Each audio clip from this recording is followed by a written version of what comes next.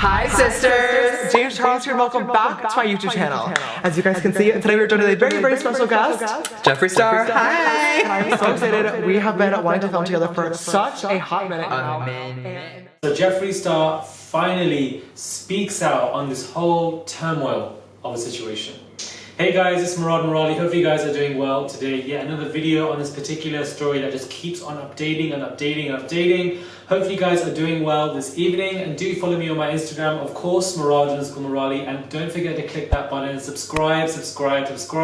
Now for those who are not really aware of James Charles or Tati before this particular video, for those who aren't aware of the whole beauty guru kind of world, especially in the US, what you guys need to know is that there is always something consistently going on, and the US market is saturated with covering this type of content 24/7. You might feel a bit, apprehensive or a bit weird about why is Murad making so many videos on this. I'm only emulating what I'm seeing, what I'm observing, and there are a plethora of channels, i.e. one of them is T-Spill, and I suggest you definitely go check them out, or Spill. Those two channels are simply amazing. Plethora of them who are continuously reporting the interweaving madness that is the beauty world in the US. And that hopefully I can effectively be the UK plug to this entire situation so you guys know what's going on through me. A small disclaimer in this particular video that before we dive deep and dissect and analyze what's currently going on now, please do not send hate to any of the parties involved.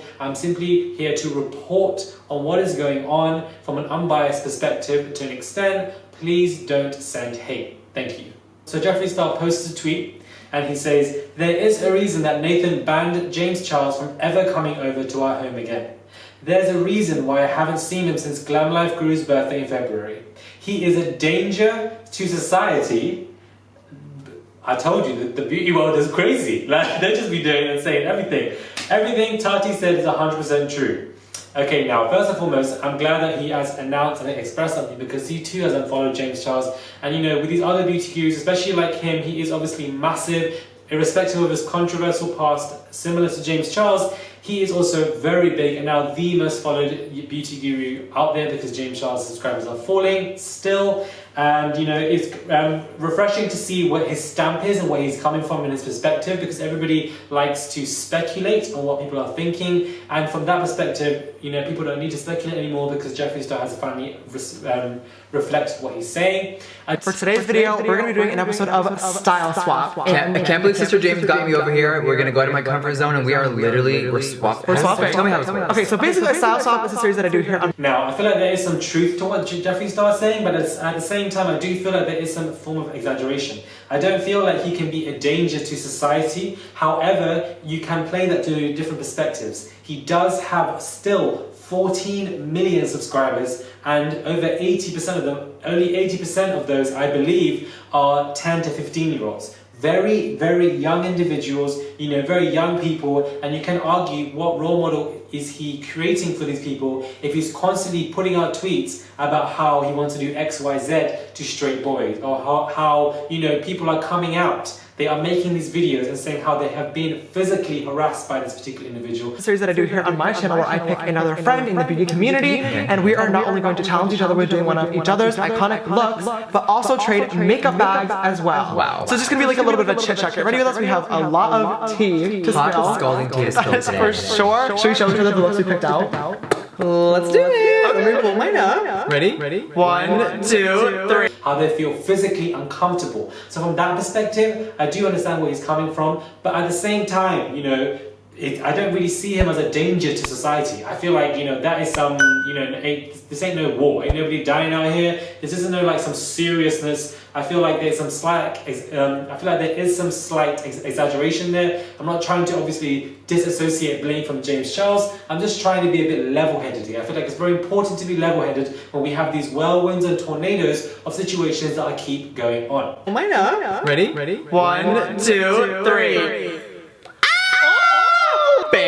Bam. All right, so we literally switched makeup bags. Yeah. I'm nervous. I packed together all the products that I would have used to create this look. Okay. I'm gonna hand this to you. Bam. All right, thank you. And I packed all mine. So he clearly says that Nathan is, for those who don't know, I believe Jeffree Star's boyfriend, and he said that Nathan actually banned him from the house. He banned him from ever coming home. Now, that alludes to, why did he ban him? what happened then? What was the reason for why he banned him? You know, from going and making all these videos and being all great together and, you know, sitting together and being all gleeful, to then banning somebody from your house, to then that somebody being a danger to society. You know, it's really interesting how this appears. It really does come across to a lot of people about how you could argue that the beauty industry is fake, or that it's very see-through, that when one person goes down, everybody has to disassociate with him for their own sake, because they don't want to be because they don't want to be sinking too. So, you know, it comes off like that. But then you can also argue from a different perspective that nobody wants to now be associated because all the truth is coming to light. Because you do have a lot of people who are now coming forward and are making videos, making tweets, making statements about how they have been harassed by this person. Now, I don't know what's going on. I feel like I'm glad he's made a statement, and I'm glad he's expressed how he feels, that everybody can kind of react to it. I do feel like he is being somewhat exaggerating by saying he's a danger to society. You know, if somebody is that much of a danger to society, you wouldn't be making videos with them in the first place. I feel like he's doing a bit too much. However, I can see where he's coming from, simply because of the fact that he does have a very young audience, and the fact that he has done a lot, whether it be portraying his best friend. And this particular person, Tati, and everybody's saying, you know, oh, you know, what's the big deal? Why can't you mark it? This particular person, Tati, who's in the particular video, if you watch her video, she does express in an intricate manner how she made him what he is today, how she bought his flights, how she bought his hotels, allowed him to do her wedding makeup, like helped day in, day out, nights, days with her husband, contracts, phoning, trying to get the best deals. Not long ago, he promoted Sleep Vitamins by Sugar Bear Hair, a direct competitor to her Halo beauty brand. In her video, Tati addresses her issues with her former beauty buddy, claiming there's a lot more going on. At one point, she basically calls him a manipulator in the way he engages with fans on social media. She provides an example of James promoting a product while mentioning his anxiety, even when the product was unrelated. And Tati reveals James began doing makeup because of her, and that her husband would look over contracts with James to help with revenue. By the end of it all, Tati is clearly very emotional. I tried to be that person to you, James. I really tried. I don't think there's any getting through to you, and I don't want to be friends with you. I don't want to be associated with you, and I need to say that publicly so this chapter can just be closed. This is not about money.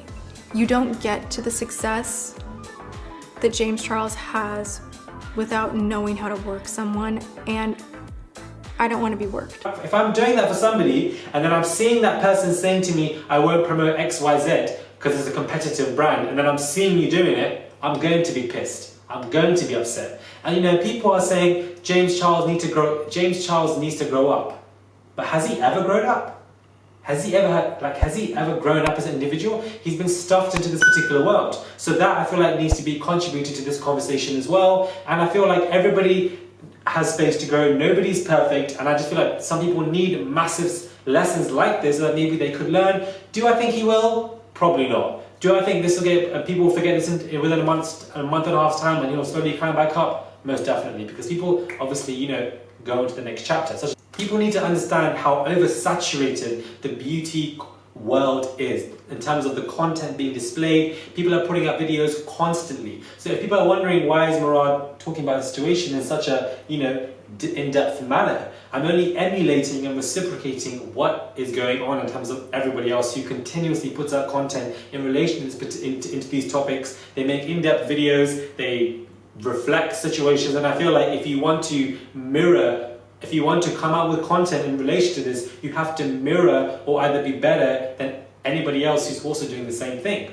And obviously it would benefit anybody else who reviews these topics, most definitely. But if they're putting the hard work in to edit and put out these videos, then they are entitled to, I do believe. But you have to be fair. You have to really, when it comes to a conversation like this, you have to see it from different perspectives, because there's so many different arguments you can come from. So many different avenues and pathways. Most definitely. I do feel like he's been exaggerating, but at the same time, I do understand where he's coming from, and I do feel like there is credibility to what he's saying as well. So you can really be a bit of a pro and con and disagree and agree to what he's saying. I feel like it's always important to look at situations from different perspectives, different avenues and pathways, and how you can add to make it more of an in-depth conversation.